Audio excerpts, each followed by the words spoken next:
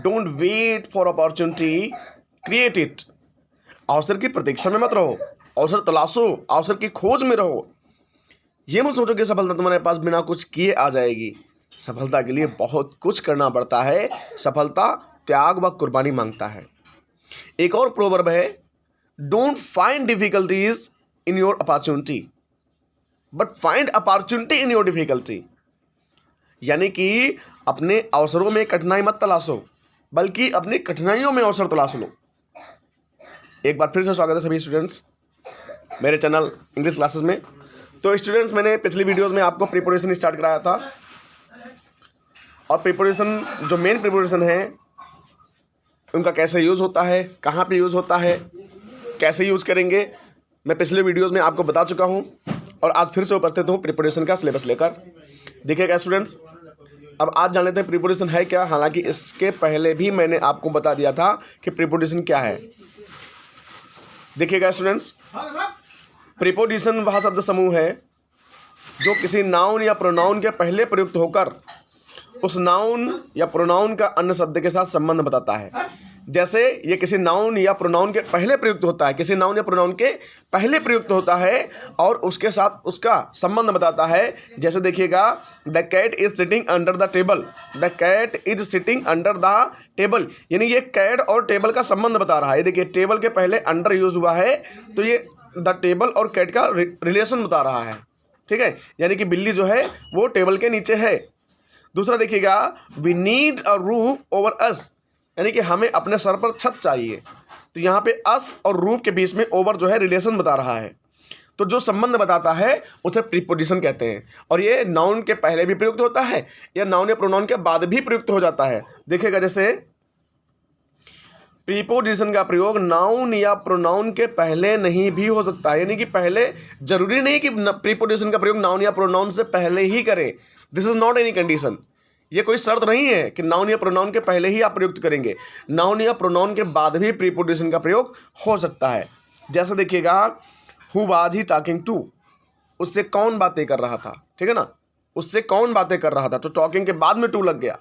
ठीक है, he does not have a pen to write with, अब यहाँ पे विद किसके लिए लगा है, विद लगा है पेन के लिए, और टू लगा है हु के लिए। समझ गए ना। तो जरूरी नहीं है कि प्रीपोजिशन का यूज नाउन या प्रोनाउन से पहले ही हो।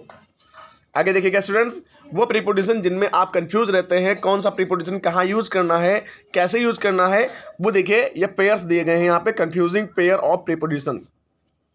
तो यहाँ पे कौन कौन से प्रीपोजिशन आपको कंफ्यूज करते हैं ये दिए गए हैं। जैसे बिटवीन कहाँ लगाना चाहिए, एमंग कहाँ लगाना चाहिए, एक क्रॉस कहाँ लगाना चाहिए, थ्रू कहाँ लगाना चाहिए, इन कहाँ लगाना चाहिए, इनटू कहाँ लगाना चाहिए, बिफोर का यूज कैसे होगा, इन फ्रंट का यूज, इन फ्रंट ऑफ का यूज क्यों होगा। ठीक है ना, बिफोर और इन फ्रंट ऑफ दोनों का मतलब होता है सामने, लेकिन कैसे यूज होगा। बिसाइड और बिसाइड्स कैसे लगेंगे, ऑन और अपॉन कैसे लगेंगे, इन इट कहाँ आता है, विद इन कहाँ आता है, एट कहाँ आता है, इन कहाँ आता है ना। तो ये सारे स्टूडेंट्स मैं आपको सारे कंफ्यूजन जो हैं और सारे जो क्लियरिफिकेशन है मैं आपको इस वीडियो में दूंगा। देखिएगा स्टूडेंट्स, आगे फर्स्ट ऑफ ऑल एमंग और बिटवीन का यूज देख लीजिए। एमंग और बिटवीन का यूज, एमंग का प्रयोग हमेशा दो से अधिक के संदर्भ में होता है, जो कि मैं आपको पहले के वीडियोस में भी बता चुका हूं। एमंग का प्रयोग दो से अधिक के संदर्भ में होता है। A lot of cooperation is needed among the different states of combat, different states. अब यहाँ पे अनगिनत देशों की बात आई है, अनगिनत राज्यों की बात आई है, इसलिए यहाँ पे बिटवीन का यूज नहीं हो सकता, यहाँ पे एमंग का ही यूज होगा। A lot of cooperation is needed, यानी कि बहुत अधिक समझौते की आवश्यकता है, बहुत अधिक समझौते की आवश्यकता है। किसके बीच में, डिफरेंट स्टेट्स के बीच में, यानी कि भिन्न भिन्न राज्यों के बीच में, टू कॉम्बैट नक्सलिज्म, यानी कि नक्सलवाद को या नक्सलवाद की लड़ाई को दूर करने के लिए। ठीक है, तो यहाँ पे एमंग का यूज होगा, बिटवीन का यूज नहीं होगा। आगे देखिए, arms were given distributed among the beggars. अब देखिए, बिगर्स प्लूरल है इसलिए एमंग आया है, और आर्म्स माने होता है भिक्षा या दान। आगे देखिए, the teacher distributed sweets among them, है ना। तो जब प्लूरल आता है यानी कि दो से अधिक की बात आती है, प्लूरल नहीं, सॉरी प्लूरल गलती से बोल दिया, जब दो से अधिक की बात आती है तो वहाँ पे आप एमंग का यूज करेंगे, और जब दो लोगों की बात आती है तो वहाँ पे आप बिटवीन का यूज करेंगे। देखिए, बिटवीन का अर्थ है दो के बीच। ठीक है ना, यानी सिर्फ दो लोगों के बीच की बात होगी तो बिटवीन का यूज करेंगे। जैसे the match will be played between India and Australia, the match will be played between India and Australia, समझ गए ना स्टूडेंट्स, यानी कि यहाँ पर दो देशों के बीच की बात हो रही है, इसलिए यहाँ पे बिटवीन का यूज हुआ है। आगे देखिए, बिटवीन का यूज और भी कई तरीके से होता है, जैसे बिटवीन का प्रयोग दो से अधिक के लिए भी होता है, लेकिन उसमें शर्त क्या होती है, उसमें लिखा है बशर्ते, देखो शर्त भी दिया है, दो से अधिक के बीच में बिटवीन लगता नहीं है, लेकिन लगता भी है, तो उसके साथ एक शर्त दी गई है कि इस शर्त के अकॉर्डिंग अगर आता है तो बिटवीन वहां पे लग जाएगा, नहीं तो एमंग ही लगेगा। देखिए, बिटवीन का प्रयोग दो से अधिक के लिए भी होता है, बशर्ते उनमें पारस्परिक संबंध, म्यूचुअल रिलेशनशिप होनी चाहिए, म्यूचुअल रिलेशनशिप। जैसे देखिएगा, देयर इज ए टूर्नामेंट, एक टूर्नामेंट है, टू बी प्लेड, खेला जाना, यानी कि एक टूर्नामेंट खेले जाना है, किसके बीच में, between India, Australia and New Zealand. अब देखो, जो टूर्नामेंट प्ले किया जाएगा वो दो ही देशों के बीच में प्ले किया जाएगा। जो क्रिकेट होता है, जो खेल होता है, दो टीमों के बीच ही होता है, तीन टीमों के बीच में इम्पॉसिबल, ठीक है, तो दो टीमें अधिकतर भाग लेती हैं क्रिकेट के टूर्नामेंट में। ओके स्टूडेंट्स, इसलिए यहाँ पे बिटवीन यूज होगा। आगे देखिए, there is an alliance between the three European nations, यानी कि तीन यूरोपियन देशों में कहीं ना कहीं एलियंस हैं जरूर, ठीक है, तो यहाँ पे भी म्यूचुअल रिलेशनशिप है, यानी कि पारस्परिक संबंध है, इसलिए यहाँ पे बिटवीन का यूज हो सकता है। आगे देखिएगा स्टूडेंट्स, बिटवीन के बाद हमेशा ऑब्जेक्टिव केस का प्रयोग होता है। बिटवीन के बाद हमेशा काहे का प्रयोग होगा, ऑब्जेक्टिव केस आएगा और कोई केस नहीं आएगा। ओके स्टूडेंट्स, में देखिएगा कैसे आता है ऑब्जेक्टिव केस। सेंटेंस आपका गिवन है, there is no enmity between him and me. अब यहाँ पे देखिए, हिम ऑब्जेक्टिव केस है और मी भी ऑब्जेक्टिव केस है, ना कि ही एंड आई। यहाँ पे ही और आई आप नहीं लगा सकते, बिटवीन के बाद सदैव ऑब्जेक्टिव केस ही आएगा, ठीक है स्टूडेंट्स, यानी कि हम लोगों के बीच में कोई शत्रुता नहीं है। बिटवीन के बाद एंड कंजंक्शन का प्रयोग किया जाता है, ये तो आपका पहले देख लिया, देखिए एंड लगा हुआ है, बिटवीन के बाद एंड कंजंक्शन का प्रयोग किया जाता है, ठीक है ना।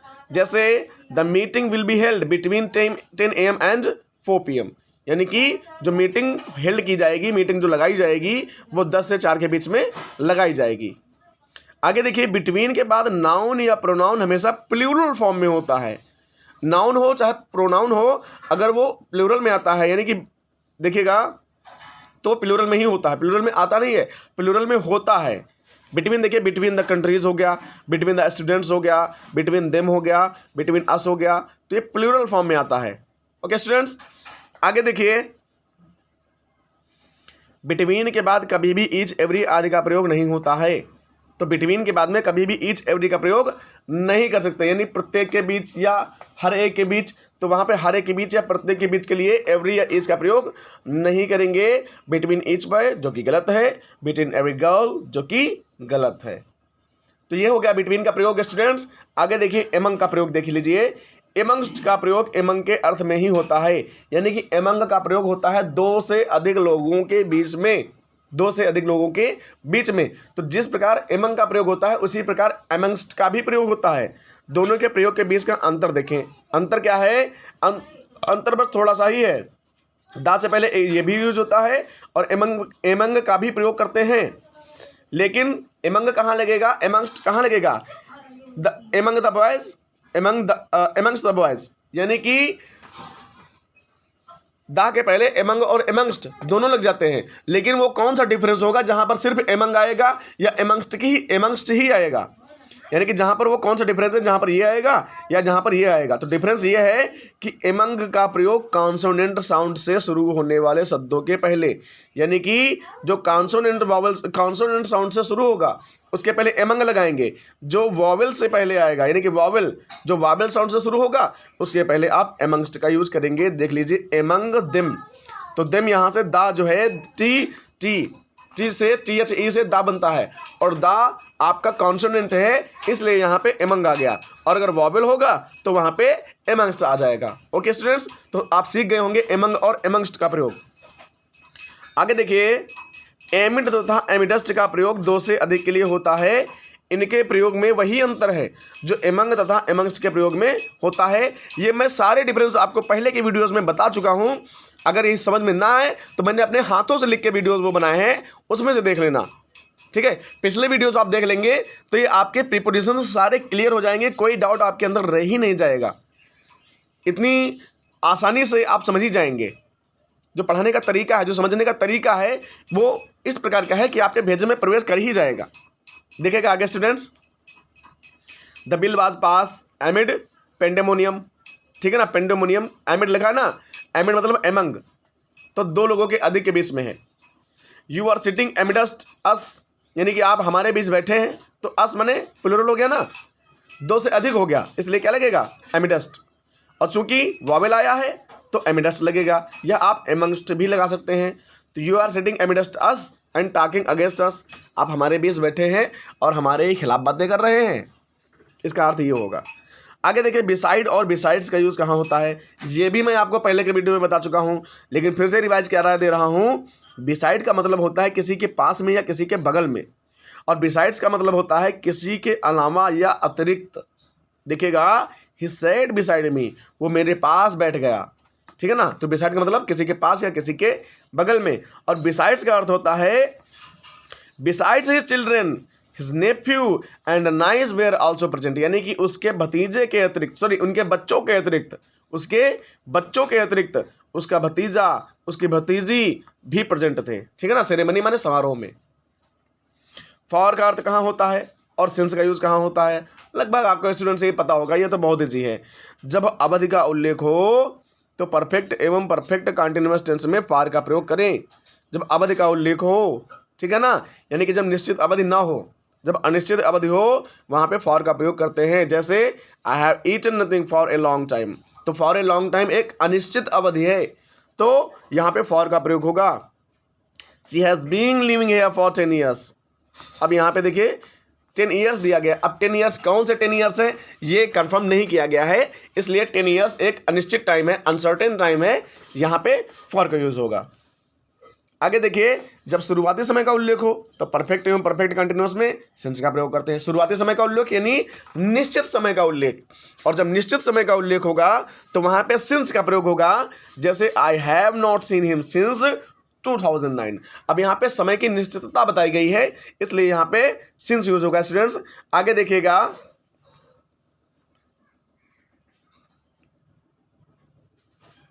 सिंस का प्रयोग चूंकि या क्योंकि, क्योंकि के अर्थ में भी होता है, यानी कि इसका अर्थ बिकॉज के अर्थ में भी होता है, ठीक है ना। जहाँ पे बिकॉज लगा सकते हैं वहाँ पे सिंस भी लगा सकते हैं, लेकिन इसकी शर्तें अलग होती हैं। देखिएगा, since he drove recklessly he met with an accident, चूंकि वह लापरवाही से उसने गाड़ी चलाई, चूंकि रेकलेसली लापरवाही से, चूंकि उसने लापरवाही से गाड़ी चलाई इसलिए उसका एक्सीडेंट हो गया, ठीक है। तो यहाँ पे सिंस का मतलब चूंकि हो गया। देखिएगा, सिंस माने चूंकि या क्योंकि, बिकॉज माने चूंकि या क्योंकि, या एज माने चूंकि या क्योंकि, तीनों का मतलब होता है चूंकि या क्योंकि, और इनके साथ में सो नहीं आता है। सिंस के साथ में, बिकॉज के साथ में, एज के साथ में सो नहीं आता है जब इनका अर्थ होता है क्योंकि या चूंकि, ठीक है। तो इसके साथ में बिल्कुल सो बिल्कुल नहीं आएगा। जैसे सिंस के सिंस अकेला ही सही है, एज अकेला ही सही है, बिकॉज अकेला ही सही है, जब इनका अर्थ होगा चूंकि या क्योंकि, ठीक है। तो वहाँ पे सो या देयर फॉर का यूज़ नहीं कर सकते, न सो का यूज़ कर सकते हैं ना देयर फॉर का यूज़ कर सकते हैं। जैसे since I was ill so I could not come, चूंकि मैं बीमार था इसलिए नहीं आ सका, तो यहाँ पे सो का यूज़ गलत है। तो सिंस के साथ में या बिकॉज के साथ में या एज के साथ में सो का यूज़ नहीं करते हैं। Since I was ill I could not come, तो यहाँ पे सो हट जाएगा। ओके स्टूडेंट्स, आगे देखिए, यहाँ पे देखिए एज के बाद में सो दिए हैं, लेकिन यहाँ पर एज का मतलब चूंकि या क्योंकि बिल्कुल नहीं है। यहाँ पे एज का मतलब है जैसा, ठीक है ना, as sow, as you sow, जैसा आप बोएंगे, सो शैल यू रीप, आप वैसा ही काटेंगे, ठीक है ना। तो यहाँ पे एज का मतलब चूंकि बिल्कुल नहीं है, इसलिए यहाँ पे सो ही आएगा, क्योंकि एज सो कंपैरिजन डिग्री में यूज होता है, एज सो और एज, ठीक है। तो उपरोक्त फ्रेज में एज के साथ सो का प्रयोग होता है। यहाँ एज सो का अर्थ है जैसा और वैसा, ठीक है, चूंकि का बिल्कुल नहीं है। फॉर का अर्थ के लिए भी होता है, फॉर का अर्थ किसके लिए होता है, के लिए भी होता है। The police is for our safety, यानी कि जो पुलिस है वो हमारी सेफ्टी के लिए है। तो आज के लिए स्टूडेंट्स बस इतना ही। इसके बीच में जो मैंने आपको पढ़ाया, इसमें जो भी कन्फ्यूजन्स हो, जो भी आपको ना समझ में आए, वो कमेंट कर दीजिए। मैं आपको हर संभव प्रयास करूंगा आपको समझाने का, आपके प्रश्न का उत्तर देने का। प्रीपोजिशन से अतिरिक्त इंग्लिश में आपको अगर कुछ भी पूछना हो, प्रीपोजिशन पूछना है प्रीपोजिशन पूछिए, कोई ग्रामर का सेंटेंस पूछना है ग्रामर का सेंटेंस पूछ सकते हैं आप। You are free to ask anything to me, आप मुझसे कुछ भी पूछने के लिए स्वतंत्र हैं। Okay students.